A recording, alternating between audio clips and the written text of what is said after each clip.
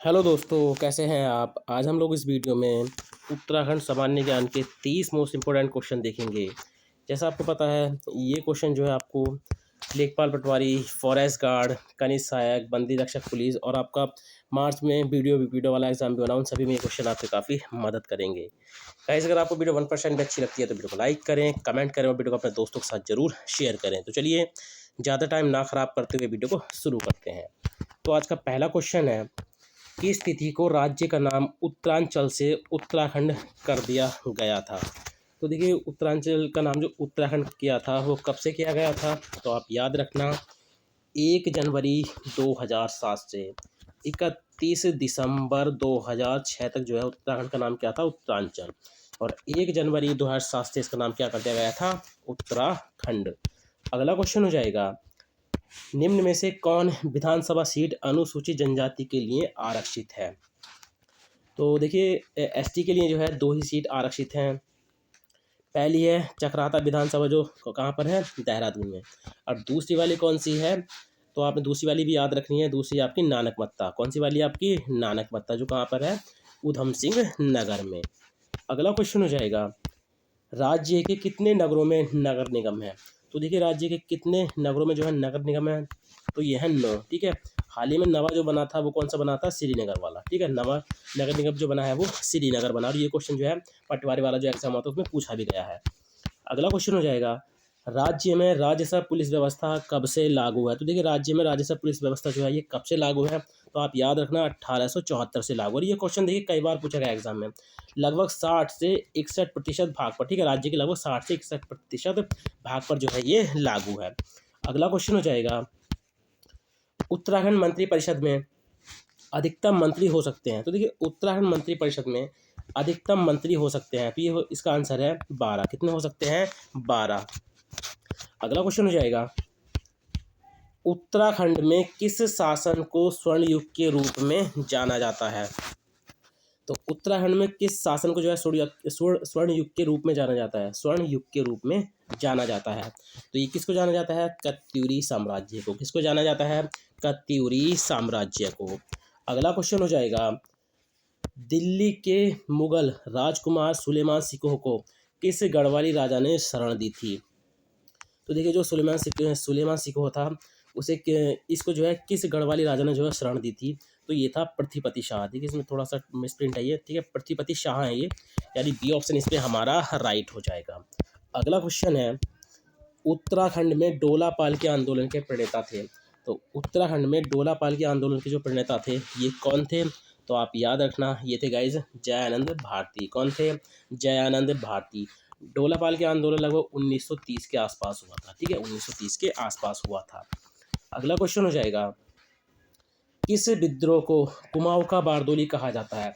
तो देखिए, पीछे क्वेश्चन जो पूछा गया था, मतलब पटवारी में, वो पूछा गया था गढ़वाल का बारदोली। किसका पूछा गया था? गढ़वाल का बारदोली। तो गढ़वाल का जो बारदोली है उसको गुजलू को कहते हैं। ठीक है, गुजलू को कहते हैं।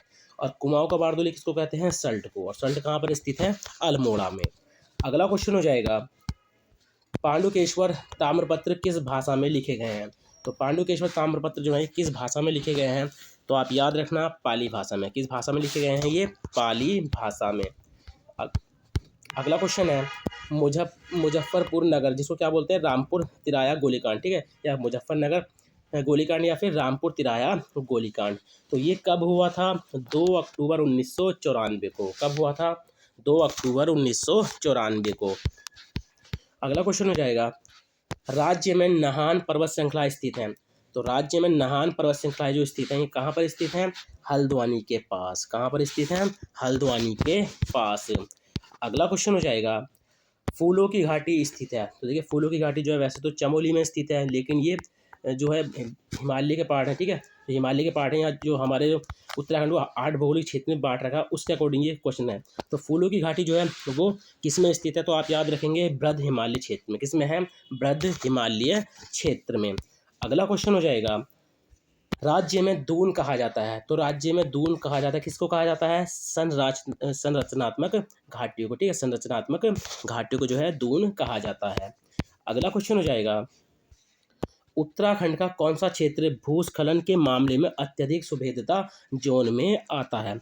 काफ़ी महत्वपूर्ण क्वेश्चन है। तो ये कौन सा है? वाह्य हिमालय क्षेत्र। कौन सा है? वाह्य हिमालय क्षेत्र।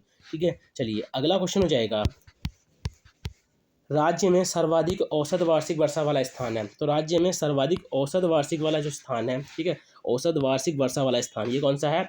नरेंद्र नगर। कौन सा है? नरेंद्र नगर टिहरी। चलिए कमेंट के माध्यम से बताइए, उत्तराखंड का चेरापूंजी किसको कहा जाता है? ठीक है, उत्तराखंड का चेरापूंजी जो है वो किसको कहा जाता है?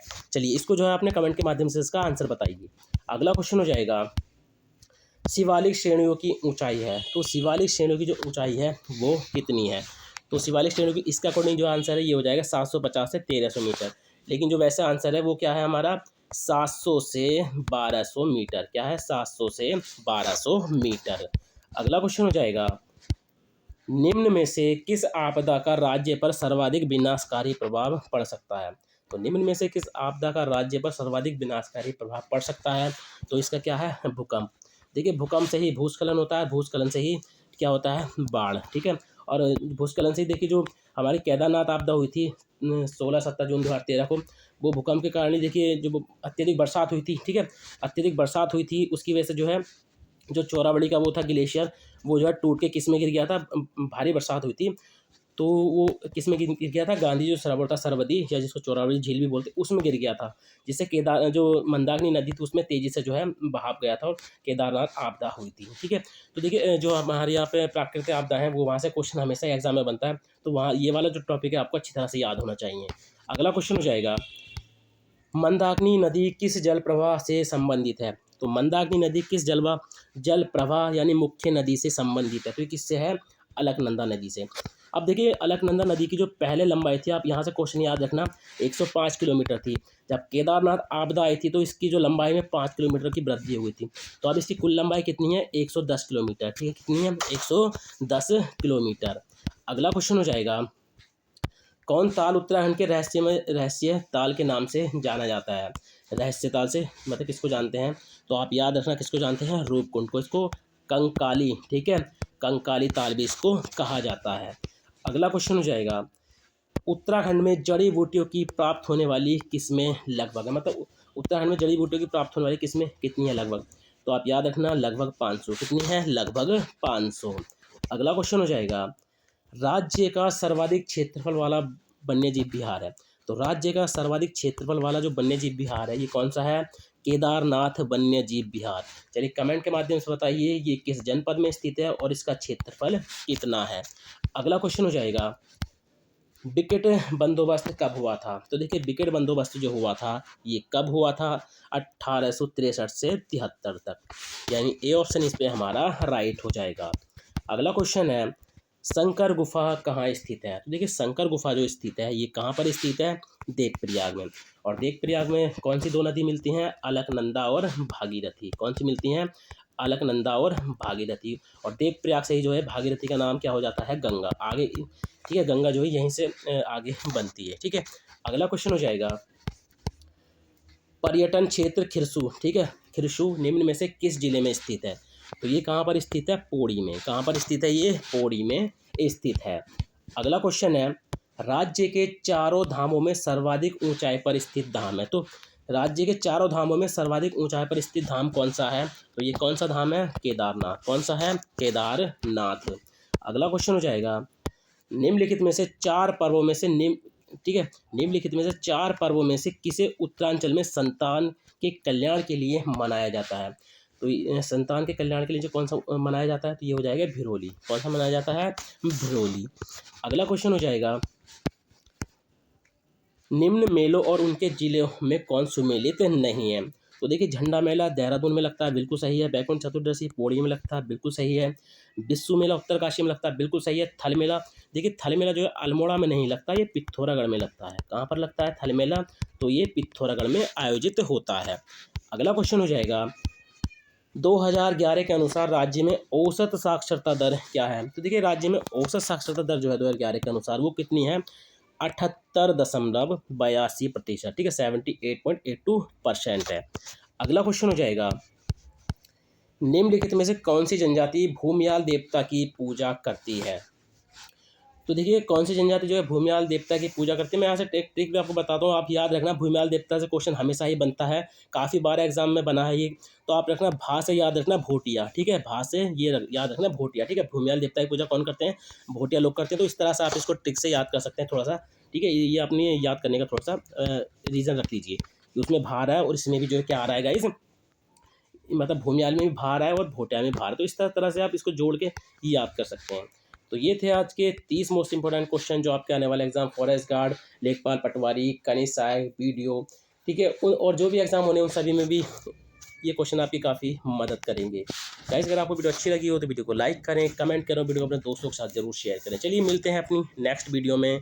Thank you for watching.